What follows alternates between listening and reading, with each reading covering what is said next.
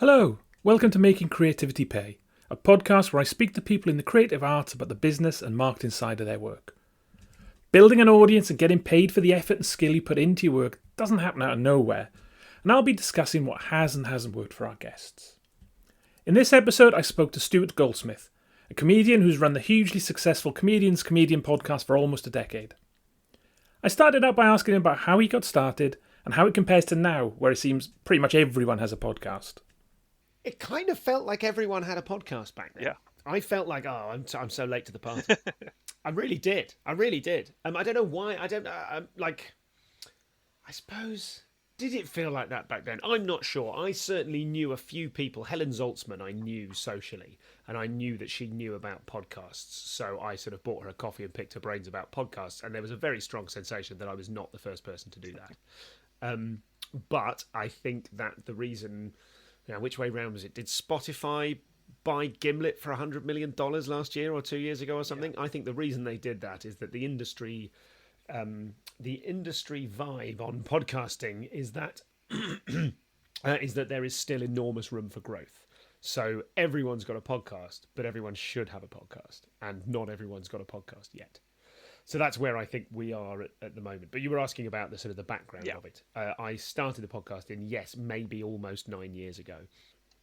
A couple of different things for me. The one was that I'd been on a TV show that was like RuPaul's Drag Race for comedy, and I'd found the constant interviewing process to be incredibly reductive and painful. I thought, you've got some great comics here and you're asking us really boring questions about each other. You know what I mean? About how do you feel a threat by this person? Are they a threat to you this week and what have you? And they just seem to be getting it all wrong. They were making TV and I don't know anything about that. But from my perspective, I was frustrated that they were asking the wrong questions. At the same time, I had an idea to improve my own comic writing ability I sort of had this idea. I like having ideas. And I thought, why don't I offer a really good headline comic who I think is a brilliant writer why don't I say, if I can get enough people involved and we all put 10 or 20 quid in, can you give a sort of masterclass in how you write to me and some of my peers? And they went, absolutely not.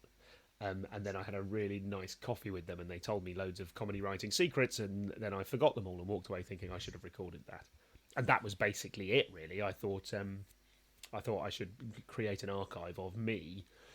Not my journey to learn, like I wasn't in it and I still try and be invisible in the show. A few years ago I started doing these things called post-ambles where I would give the audience a chance to catch up on me and my life and what I'm up to, because it was pointed out to me that the invisibility, which I thought made for a good interview, but didn't make necessarily for a great calling card for my own ability.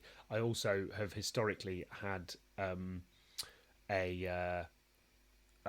a tendency to be too self-deprecating on the show. So I feel I've earned the right to disparage my own material and go, oh God, I just do the same old shit. And I realised late in the day that I've broadcast that message to millions of people. Whereas really, I'm incredibly proud of what I do. I like being diffident about it and I like being cool about it. And I sort of realised, let them know me more and back myself a bit more, because...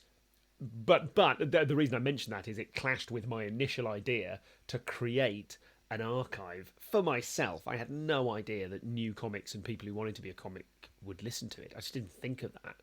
I thought, I want to record all these and I might as well put them on the internet.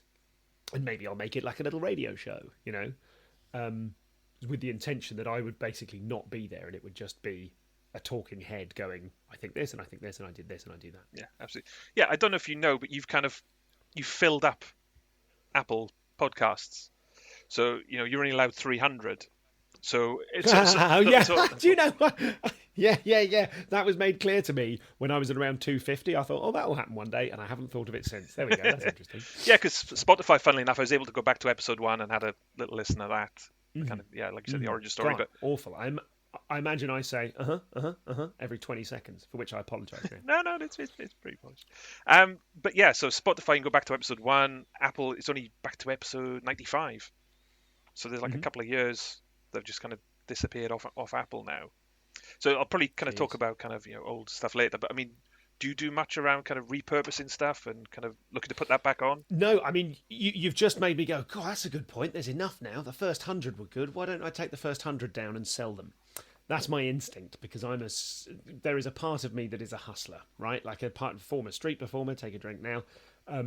The secret of my success as a street performance was partly talent and partly skill and a lot of hustle. You have to be in that game. You've got to think to yourself, there's a crowd there, that guy's show is finishing. If I stand on my suitcase right now and shout at them, I'll be able to start my show, because some of them will wander over. So you're constantly grifting.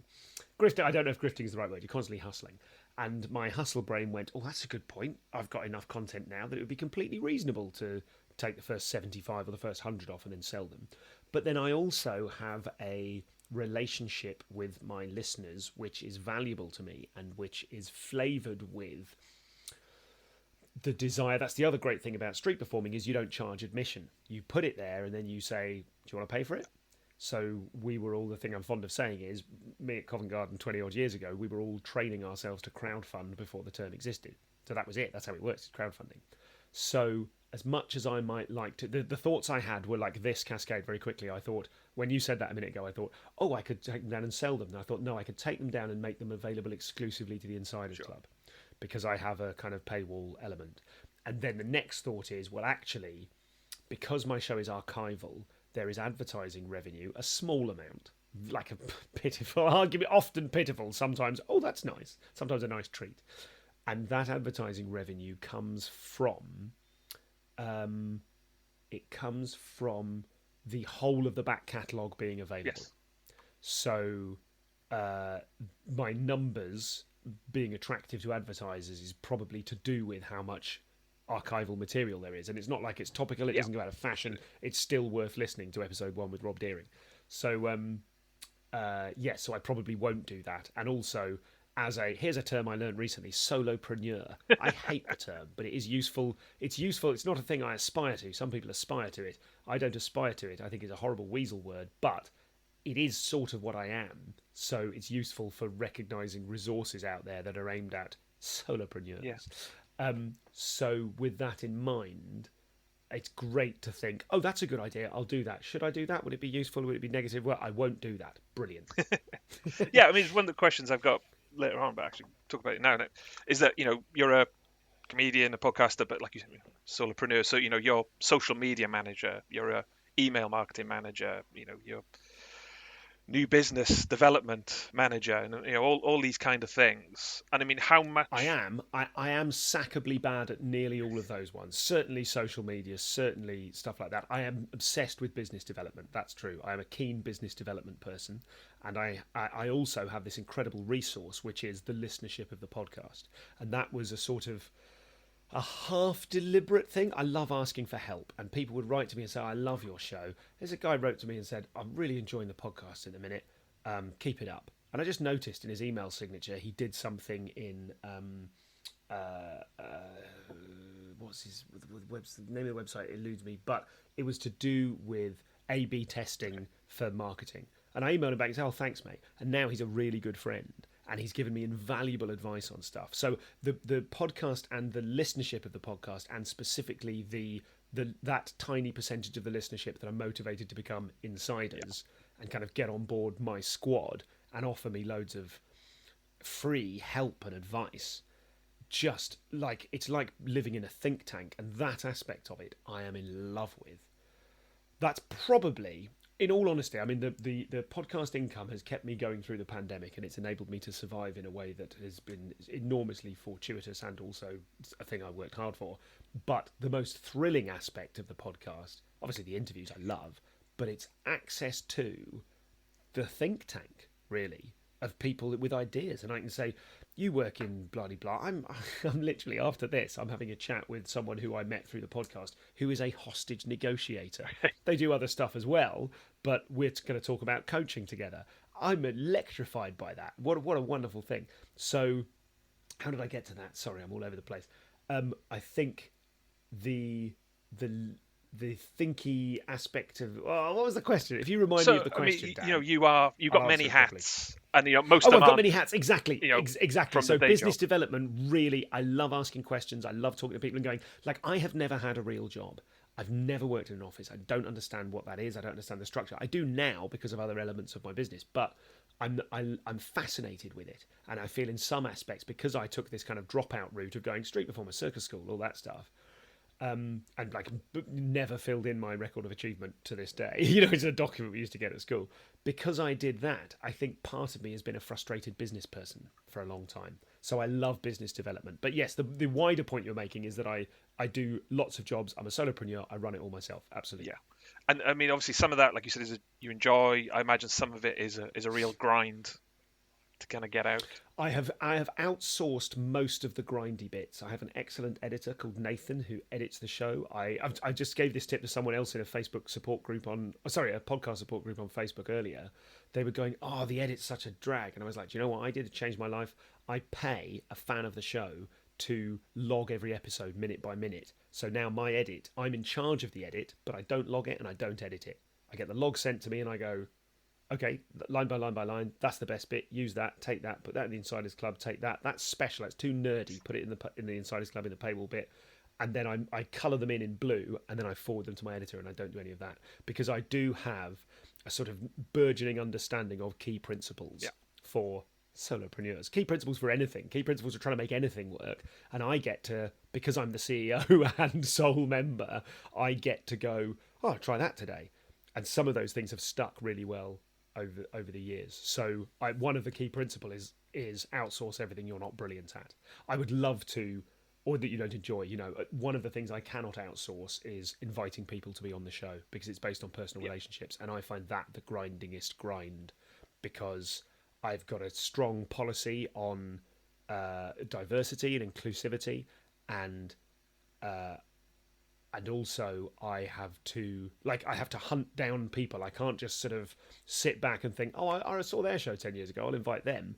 There are certain Venn diagram into which potential guests for my show have to fit. It isn't just anyone funny.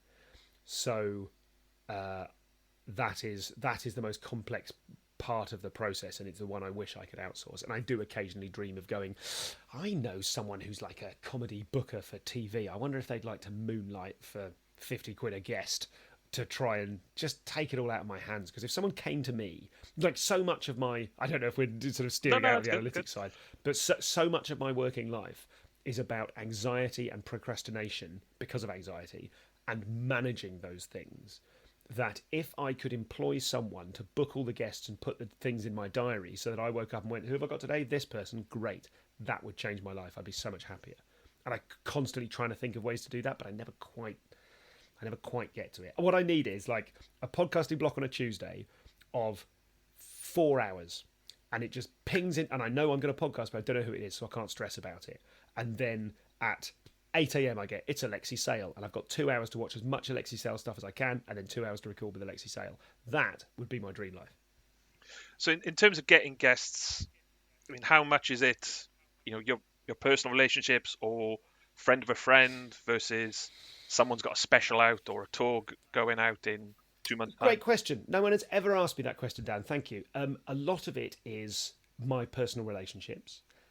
However, these days, because it's been going for so long, a lovely thing has happened whereby acts who consider themselves students of the podcast are now famous enough and successful enough and good enough to be great gets for the podcast. Sindhu V, Rosie Jones. Rosie Jones is on the show. It goes out tonight. And she said on the show, she said that when she was a researcher, before she was a comic, she would listen to my podcast, and she decided to herself, I'm going to be on that. Not I hope to be on that, but she decided to be on that. She's inevitable. She is comedy's Thanos.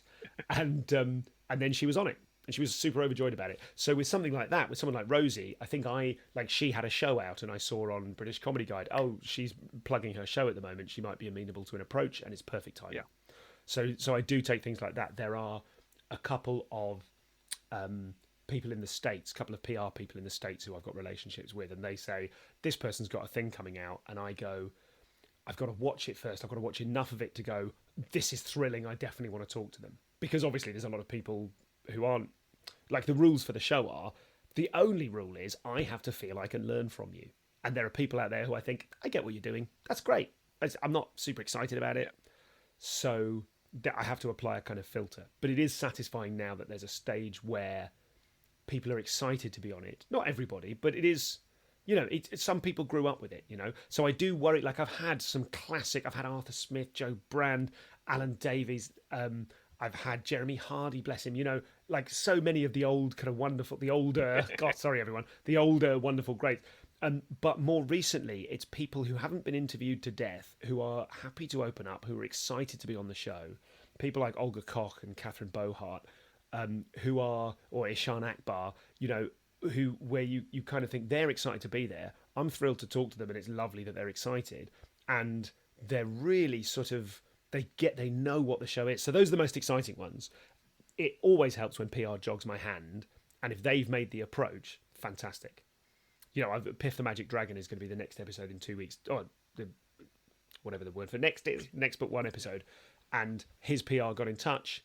And I was like, oh, sure, of course I'll do John. Do you know what I mean? He's a guy I know from the Edinburgh Festival, so I can go back and go, it's all right, we'll take your PR out of the loop. Yeah, let's make it happen.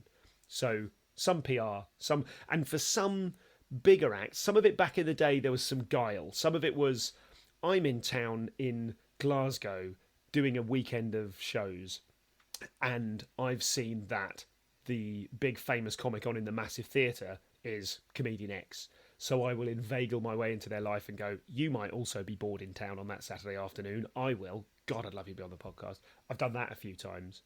And some of them, the most pleasing ones are things like Ross Noble emailing me and using the code phrase that means I'd like to be on the show and I'm a listener. And I was like, come on, So there are all sorts, any and all sorts. And these days it is more efficient as I do more and more with my daytime. It's more efficient when PR get in touch and I can say yes. The downside of that often, and it is, my listenership is niche. I am not the biggest podcast in comedy. So sometimes I'm on PR mail outs, they'll send me someone and they'll say, yes, please, and I won't hear back. And I'm like, God's sake, just take me off the list if you don't want to. Do you know what I mean? But then equally, I understand they have to come back and go, we've offered you this. And some people go, I don't want to do that one. Well, fine. We've all got a place in the firmament. Yeah, absolutely. So how much has remote interviewing changed the dynamic in terms of, kind of how you podcast, the kind of questions you can get through, and whether people are more intimate because they're at home and relaxed versus in person, or the opposite? I would always much rather do it in person, every single time. But I used to believe it wasn't possible to get a good version of my show out of a remote record, and I no longer believe that. So there are some comics in America who I've had, Gary Goldman, and it was an absolute nightmare trying to get him on the... Not to get him on the show, he's really up for it, but then the first time we tried to record, his signal was wobbling in and out, and I was like, Gary, and he was like, Stu, and then it ducked and it died and it dipped, and we both were just like, there's no more time, it's 40 minutes, we haven't got time to get properly into it now, let's reschedule. And I'm like, God, I was losing sleep last night because I was so nervous about his interview. So there are things like that, and that was one of the first ones I did. I've done someone like Robert Popper. I'd much rather have been in the room with Robert Popper to be able to get to really go for it. Having said that, there were ones where I was in the room with people where either we didn't hit it off or they were a bit interviewed out. Some people, if they are on a junket, that's a downside. I mean, it used to be someone would land and I'd go, do you want to be on the show? And now you feel like, oh, I've gone into their podcast offers folder because there are so many podcasts now. And of course, so again, I'm tripping myself up. But if you remind me of the question, you could take it out of the edit and I could seamlessly go back in. Or leave this in as a fascinating glimpse behind the wizard's curtain. So there's kind of several different strands to Comedian. You've got the regular podcast, and then you've got the Insiders Club. I mean, for sure. How far? I mean, I can remember listening years ago, and you were talking about the Insiders Club then. So I know it's been around for quite a while. I mean, how long have you been running that? So in my memory, and I'm happy to be corrected on this, I never even mentioned money for the first 3 years because it never occurred to me. And then someone gave me 20 quid. They pushed it into my hand, and then I mentioned it. And then people started pushing money into my hand at festivals. And then I don't know which way round. I think it was that way round. So that gave me the idea to go, I should say, hey guys, do you want to donate to the show? You might not see me at a festival. Do you want to chuck a tenner to me via PayPal? And then I built a kind of PayPal button to do that. And the word built is a vast overestimation of my capabilities. It's very easy to do, and it took me ages. So then, because someone told me afterwards that what I had done was called, I think it's called permission marketing. I had given everyone a free thing for ages and then said, would you mind paying? And suddenly loads of people paid. That it didn't sustain at that thing because obviously people were like, sure. And then that was it. But that initial thing of, oh, holy shit, this isn't just a fun thing that gets my name out there. This is a potential income stream. So then I had donors. People would donate in cash, and there's a special thing you used to say, or people would donate via PayPal buttons. And I resisted recurring payments, I think solely because Richard Herring was doing them, and I didn't want to feel like I was copying him or be perceived. He started his show, the RHLSTP show, weeks after I started The Comedian's Comedian, and I have heard it said on YouTube comments, Goldsmith just nicked the idea, and I fucking got there first. So I have always... and they're radically different shows, and he was podcasting for years before I was. But my show is in no way a copy of RHLSTP. So I didn't do recurring ones, I think pretty much just because Richard was doing them. And then I would email back everyone individually. Someone would send me 2 quick, Jesus, some kid in New Zealand said, I've just done my first gig because of you. Here's the money from my first paid gig, sent to me via PayPal. Wow, what a rush. It was great. So but I would email back everybody individually, and that became... it wasn't happening all the time, and I declared every cent of it. But, I needed a more workable system. So then I went to South by Southwest, tech festival in Texas, for a couple of years. And podcasting there is at least 5 years ahead of us, at least. So back then it was probably 10 years ahead of us in a sort of weird slidey scale. And I realised, I just sort of went, oh, this is like, people are seeing this like an industry and like a business, but I like giving the stuff away, and I like the street performer in me. I don't want to charge for it. So I set up recurring donations, and I've got a bunch of people. You could donate any amount you want, you just get the show. You don't get anything extra. Then I thought it would be good to have adverts on the show, because I was looking into all different sorts of dynamic advertising, and ended up going with one particular company called Acast, having sort of had the idea myself in America, and found out there's a guy called Matt, I can't remember his surname, but he's one of Jimmy Pardo's crew, and he invented a dynamic ad thing, and I had big conversations with him before realising, oh, this is only if you have 1 million downloads a day. Does it become worthwhile, So I wanted to be able to put advertising on the show. I resisted, but felt like I can't not. And then I thought, if I put advertising on it, all my donors will leave. And I don't now think they would have. But then I thought, if I give them something extra, like a whole extra podcast, a whole extra RSS feed with lots of different stuff on it, then they stop being donors and they're paying for a thing. So if they're paying for that thing and everyone else has to listen to an advert, then I'm sort of doubling up on the income streams. And then I got really excited about that. Was like the sort of the greasy machinations behind it. And then I was really excited because I went, I've got a whole... This is like a TV channel. If you've got a podcast thread, but it doesn't have to just be The Comedian's Comedian. So I did loads of different content. We had You Interview Stu. We had a strand called Comedy Critique, where people would send in 5 minutes. I'd strip out the audio. We'd play it to the listeners, the Insiders Club, and they would have the opportunity to get back via a Slack workspace or by emailing me with their feedback. And then I'd read out their feedback on the next episode. We did a bunch of them. People really enjoyed it, but it was a mega heavy edit, and it wasn't for that many people ultimately. So it didn't feel efficient. So, but we had a bunch of different things. Listeners, Insiders Club members could interview me about their thing. So a lawyer interviewed me about how comedy pertains to law and stuff like that. Brilliant. Now it has coalesced into, when you join the Insiders Club, you get access to the Insiders Club feed, which has that historic stuff on it. But what it has is almost every episode now, I don't guarantee it, but almost every episode has between 20 to 60 minutes of extra content. So what goes out on the regular feed is the show with advertising. But if you're in the Insiders Club, you get the show with no advertising, and you also get the extras from the show. And you also get access to a Slack workspace, which I would say half of the Insiders have joined. Probably more than that, actually. And that is like a sort of I don't know if you use Slack. It was a sort of cut and shut of me going, like, Patreon. Should I talk to you about platforms? Should we have So it's talking about... the Slack. Yeah, I'm on the Slack channel. It's really interesting. That's something quite different. Oh, good. I'm glad you think so. I feel like it's different. I don't cultivate it in with as much effort as I should, but I feel like that makes it quite genuine. Like I occasionally cultivate the Facebook group, which is mad. It's got 7,000 people in it. And if I put a picture of me and my new baby, I get 400 likes. You can't contact those 7,000 people. I don't know how to. It's madness. But it's a really good place for organic stuff to happen. And I prune the Facebook group relentlessly.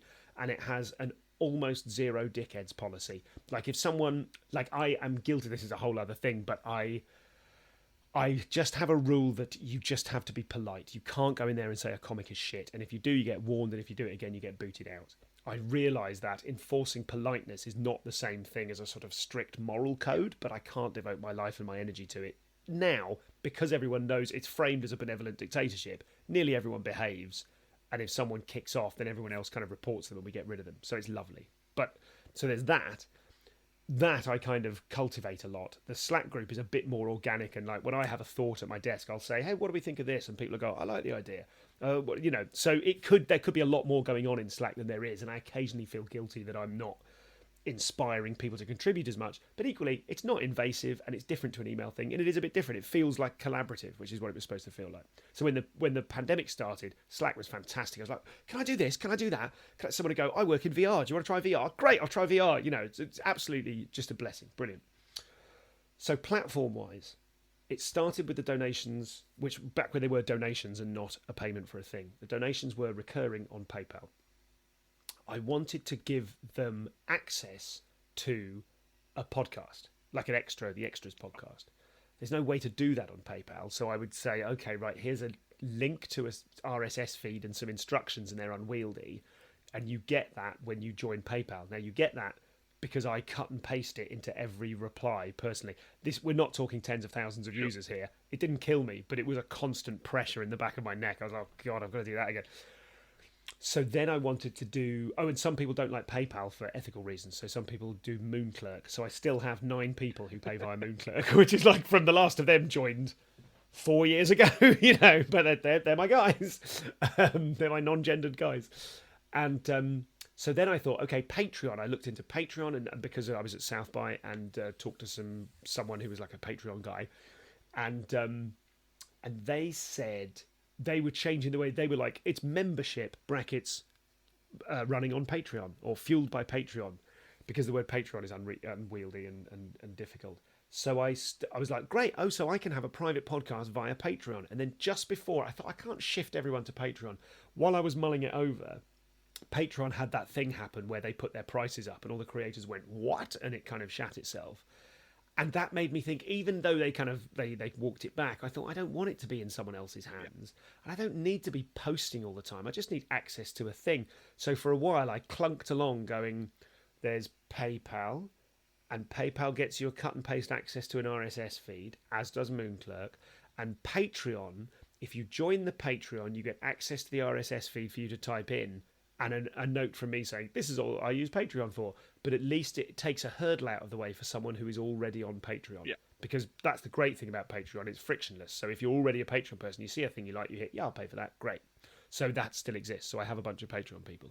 And then I met a man called Mark Moriarty, his real name, excellent guy, in a bar in Edinburgh.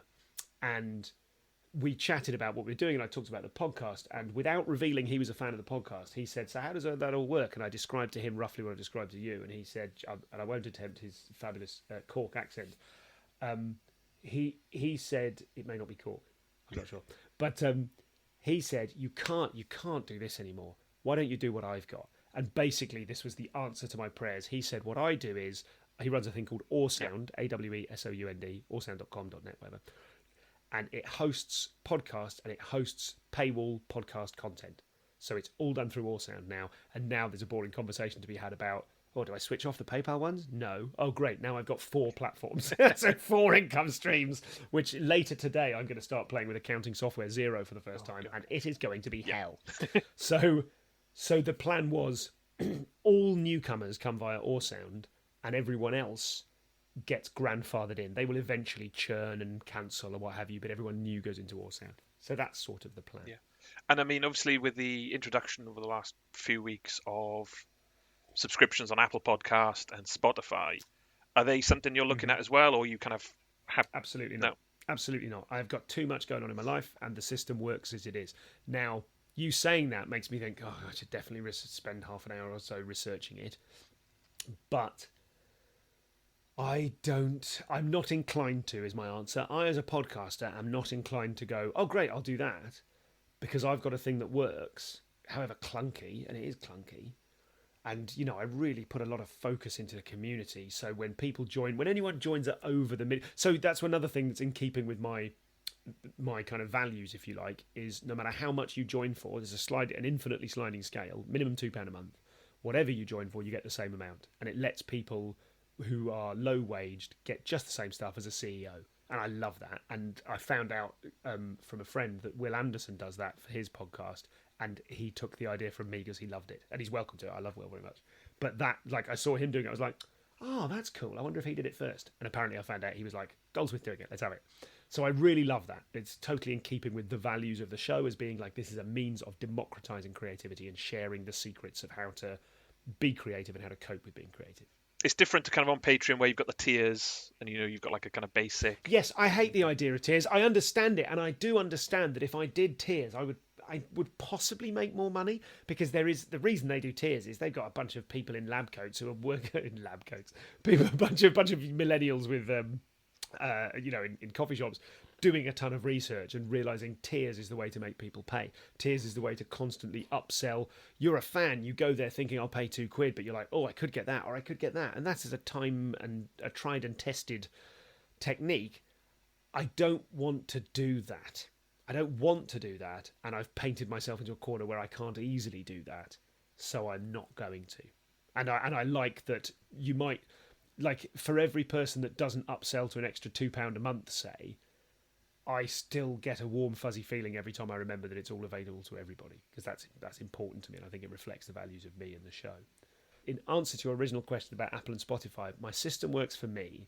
Probably, like Patreon, there is sense in me getting on board with the way Apple are doing it, or getting on board with the way Spotify are doing it, in order to scoop people up. But to be honest, I also think there is a value in saying one message to the listener. And if I say on the show in a way that no one can take out of the show, it's baked in, go to comedianscomedian.com/insiders, then that's one simple message, and that'll do me. My only regret really is that I called it the Insiders Club, and I've since realised that is a generic name, and there are loads of Insiders Clubs. I wished I'd called it something like, I don't know what. The problem with WTF as a podcast is because he always starts with what the fuck are Ricans, what the fucking ears, what the fuckstables, all the rest of it. Like any attempt to go com bums or whatever, Goldsmith gang or whatever, yeah, anything like that feels like it's kind of WTF inspired. Yeah. Are you take this kind of the wrong way, but are you a podcaster who does comedy? Are you a comedian that does podcasts? I mean, how much of you are those individual bits? I've put a lot of thought into that, and I don't care anymore. Is the answer. I don't care anymore. I think for a long time, and that is representative of an uptick in my mental health.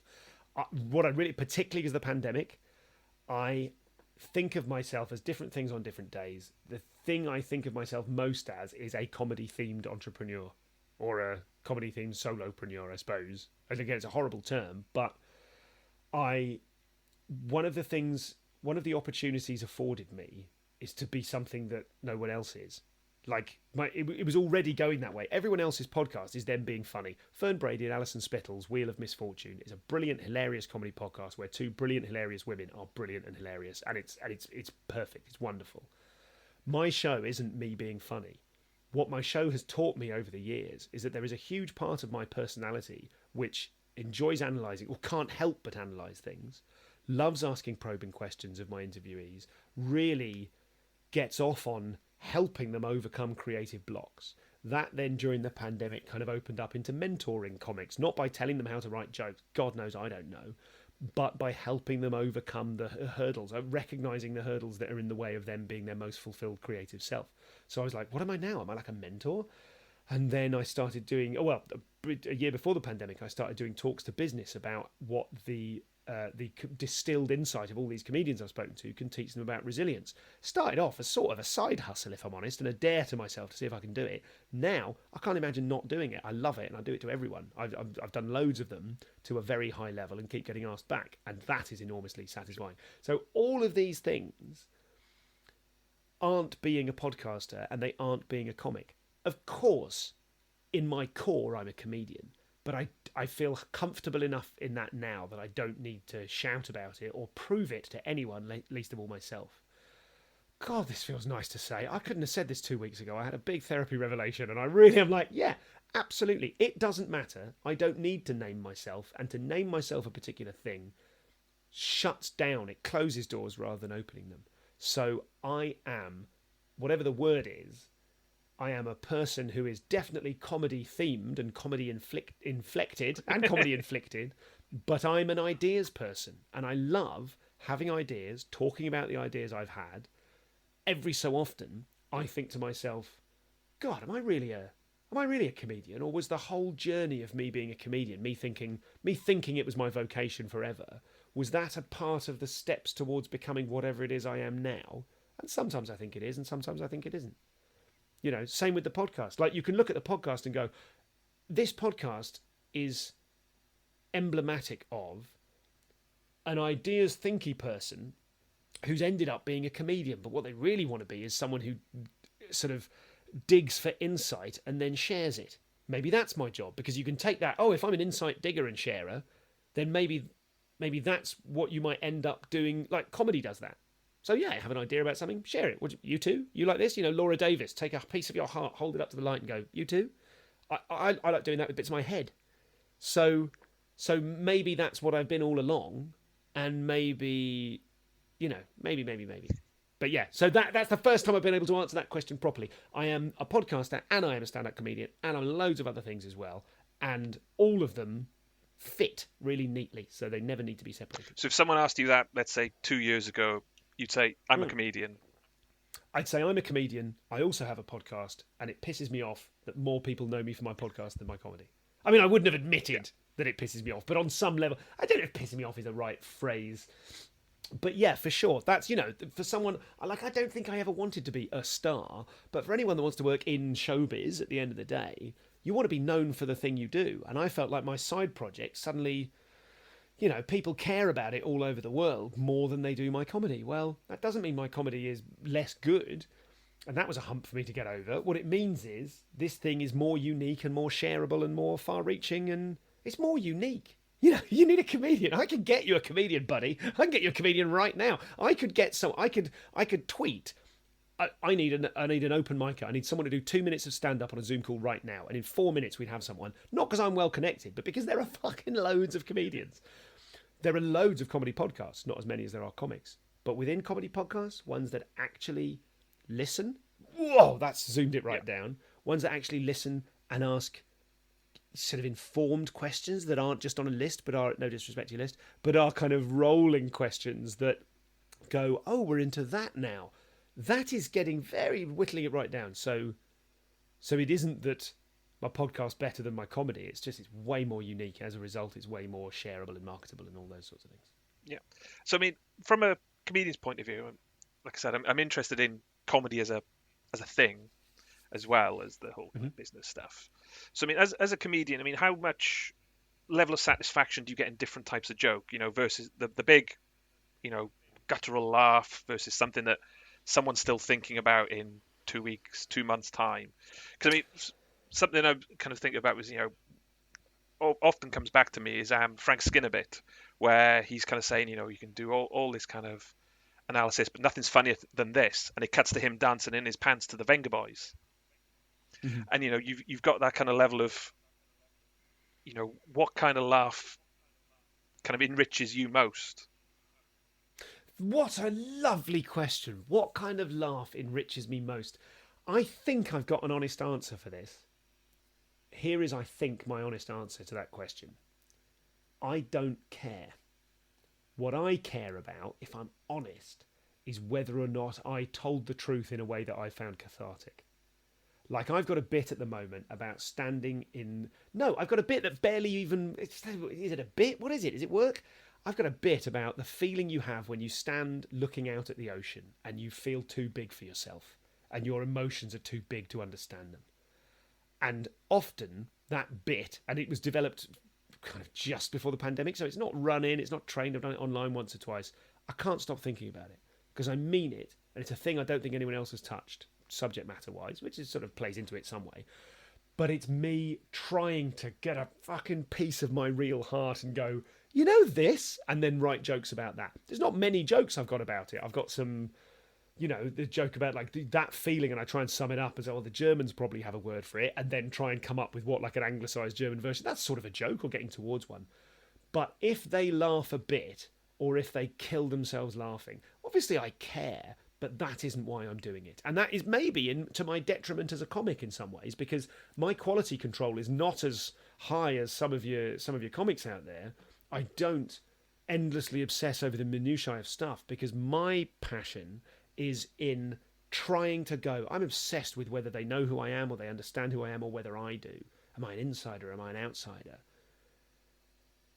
Who do you see me as? Who do I see myself as? Those are the things they're shot through me like a stick of rock. I can't take them out of me. So when I go, this bit, when you do that, if they titter, if they laugh, if they titter, that isn't good enough and I've got to work on it. If they laugh, that's great. If they bend over slapping their thighs, that's great too, but that's not my obsession. And I think that's probably why I'll never be one of the greats, because I don't care whether they kill themselves laughing, and also, I do care, but I know people who will not sleep until that laugh is perfect, and I've been that, but I realised that, that was me defending myself. I'd rather get a thing out and then get on to getting the next thing out, like getting it out. So I think that's what I think about that. Huge thanks to Stu for his time. You can find him at comedianscomedian.com, at ComCompod on Twitter, and at his Comedians Comedian podcast group on Facebook. Thanks for listening.